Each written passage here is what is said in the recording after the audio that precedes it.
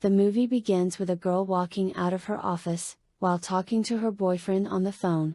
She tries to stop a cab, to take home, but some others rush and take her cab. She proceeds to walk on the lonely road, when a dude approaches her in a car and offers her a ride. She declines the offer, saying that she doesn't get into random people's car, and walks away. While she is still on the phone, she hears a voice asking for help from the car that offered her a ride. She notices something is wrong and she walks over to the car. She nears the car and finds a person hurt and lying unconscious. But she notices that he is not the person asking for help. She is shocked to find another person peeking behind the curtain slowly. He pulls her by her hair inside the car, while she screams for help. In the next scene, the police is seen approaching the dude. He had called 911. He appears to be shaken and pretends to fall down, while the police offers to calm him down. He tells the police that he had seen 3 foreigners beating up a female. That is the same female he had pulled forcibly inside his car and had been murdered by him. The police then proceeds to find a female and a male murdered body. The dude, Dushik, then smirks and casually leaves the scene. In the next scene, people are seen working in a customer service center. The camera pans to a girl, the heroine of the film, Kyun-mi, who is using sign language to communicate with the customers. Kyun-mi is a mute and deaf person. The customer furiously asks her for her refund money and the same time swearing at her for her bad service. For a moment it feels like the main character is swearing back, but she makes it look like she is asking her not to swear. If it happens again, she warns the customer that her call will be ended. The angry customer continuously keeps showing her the middle finger, while the heroine cuts her call and is exhausted with such a customer. Cut to the next scene, a girl, whose name is So Young, is seen coming out of a room after getting ready to go for a date. Her brother, who works as a security for a company, disapproves with her way of dressing and asks her to go and change. She tells him that this is how young people dress these days, and she will feel weird if she did not dress accordingly. Her brother agrees and asks her to come home early from the date. Meanwhile, in Kyun-mi's office, the manager discusses that one girl from the staff should meet up with the client for drinks. While other girls hesitate, Kyun-mi raises her hand and offers to go. The management hesitates to take a physically challenged person, but later agrees to take her. The meeting with client happens, while the client and a few of his staff discusses what was the charm about Kyun-mi. The staff keeps making comments about her body and stuff, thinking she couldn't understand what they are saying about her. They do not know that she can lip read. She in turn throws a number of insults at them, which they perceive as compliments on them. Cut to the next scene. Kyun-mi's mother, who is also physically challenged just like her daughter, is shown working in a boutique. She receives her salary, that to a good amount this particular month. She tells her co-workers that she and her daughter are planning to go to Jeju Island with the money, which is a popular tourist attraction.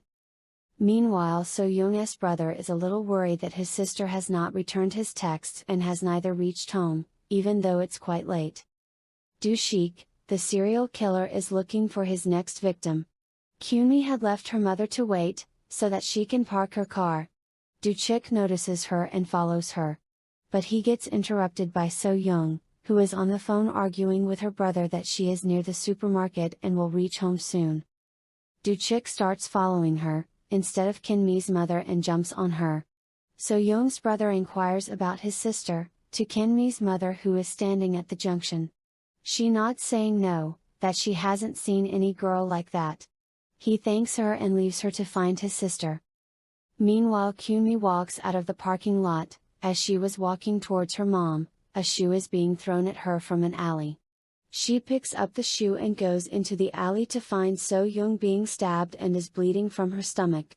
As Kyun-mi was trying to say she will find someone for help, Dushik comes behind her and grabs her hair and tries to kill her as well. So Young pushes Dushik away from Kyun-mi and Kyun-mi flees the scene, escaping from Dushik, but he continues to chase her and she runs into the parking lot. Somehow she manages to find her car and gets inside the car without making much noise. She calls her mom and informs her to stay wherever she is and cuts the call. She realizes that someone is behind her, and shockingly finds Do-chik behind. He threatens her to drive her car to her mom. She drives the car rashly and hits the wall in front and jumps out of the car and starts running. He chases her and she rushes to her mom and presses the emergency button. The police ask them what's the emergency and why have they pressed the emergency button, but they also say that they can see the two women standing there. Do-shik meanwhile watches them from afar and changes his dress to a suit and also removes his mask. Then he approaches them and asks Hyunmi and his mother if they had seen his sister, who was wearing a yellow blouse and white heels. Hyunmi points out to the alley where she had seen a woman wearing the same. He lures her by asking her to come along and show him exactly where she is. As she and her mother are about to go with him, they hear the police vehicle sirens and runs to them. The police then goes and checks the alley to see if So-young is still there. But to their surprise, there was no girl nor any signs of a girl been there. They then take her to check the parking lot camera, but the kids had messed with the cameras as well and no evidence was found. Hyunmi, his mother and Do-chik all goes to the police station to give a missing report of the girl. While Hyunmi is filing the report, Do-chik asks her to show her the same and thinks to himself that she knows too much about the case. Meanwhile, So-young's brother comes to the police regarding his missing sister, and tells the police that he had called her 100 times and that she was not answering her phone. He proceeds to show them his sister's picture to all three in the police station and Hyunmi recognizes her. When Hyunmi's mother was about to say something, Do-chik threatens her to not to open her mouth or else her daughter will be dead, now revealing his true self. He also shows his bag full of knives. Meanwhile, Hyunmi keeps describing the killer who abducted and stabbed So-young to So-young's brother. The brother tells her that she should have seen him without the mask so as to identify him better. While this conversation is going on, Do-chik comes behind and tries to stab the brother, but he manages to catch the knife from hurting him. Do-chik further tells him that he was one who hurt his sister and he was having much fun with it. A fight ensues between both. So-young's brother keeps asking where So-young is. Ken and her mother runs out of the police station and brings the police in. The police mistakes So-young's brother as the one who initiated the fight, tasers him down, while Do-shik asks innocently to help him to the police. He was tasered down and is handcuffed. Do-shik tells the police that he was threatening him with the knife while asking for his sister's whereabouts. The police then allows him to leave the police station.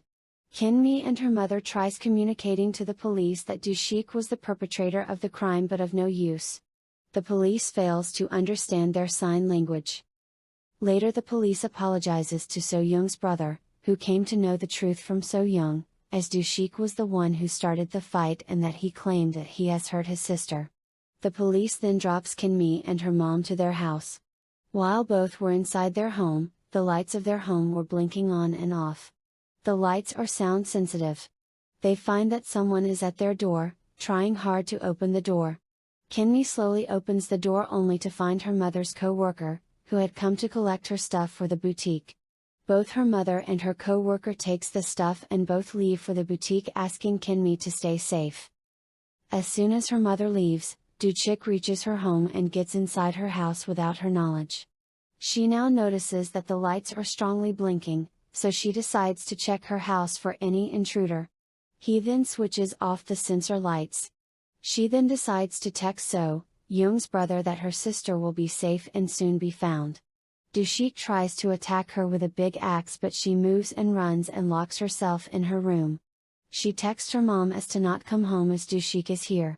But her mom had left her phone in the house itself and had gone out. She thinks of a way to escape and jumps out of the window. He also jumps from the window and starts chasing her. He chases her until she reaches a corner, where there is no way to go further. She had already texted So-young's brother to help her. He has also been chasing them to save her from Do-shik. Do-shik tells So-young's brother to leave her and to get his sister. He also provides an address where his sister is. He reluctantly accepts to go and find his sister instead of saving Hyunmi. As soon he reaches the destination, he calls Do-shik to ask where exactly is his sister, as she was not in the given location. Do-shik mocks So-young's brother and tells him to join Hyunmi's mom, as the given location is Kinmi's house. Both So-young's brother and Kinmi's mom goes in search of her. Meanwhile, Kinmi escapes from Do-shik. On the way, Kinmi finds So-young on the way bleeding and asking for help. Kinmi hides her in an alley. She gives her phone to her to call her brother and find her. While she gets the knife from So-young. And she goes out and makes noises to distract Do-shik from entering the alley where So-young is hiding. She runs to the main city, and asks for help to the people passing by. But the people are unable to understand her as she stutters the word help, and also they see that Do-shik being hurt. They start to think that Kinmi is dangerous and nobody comes to her rescue. Meanwhile, Do-shik comes and tells the people that she is his sister and she is mentally ill and he will handle her. She runs from the place only to be brought back by soldiers to Do-shik. He then takes her to a dark alley to finally kill her. So-young's brother interrupts him and also attacks him and saves Kinmi. Do-shik vows to kill at least of one of the two and goes to kill her mother. She runs to save her mom from Do-shik. She rushes straight at him with a knife. Under the pretext of killing him, she stabs herself and puts the blame on Do-shik. Kinmi found that this was the only way that she could out him. The crowd now turns against Do-shik. Police also arrives at the scene. The police warn him to put down his knife. Do-shik slashes the policeman's neck, who comes near him. The police fire shots in the air. He neglects all warnings and runs towards Kinmi. The police then shoots him down before he attacks Kinmi once again. If you liked the video, don't forget to subscribe and thank you for watching. Check out the other videos from our channel.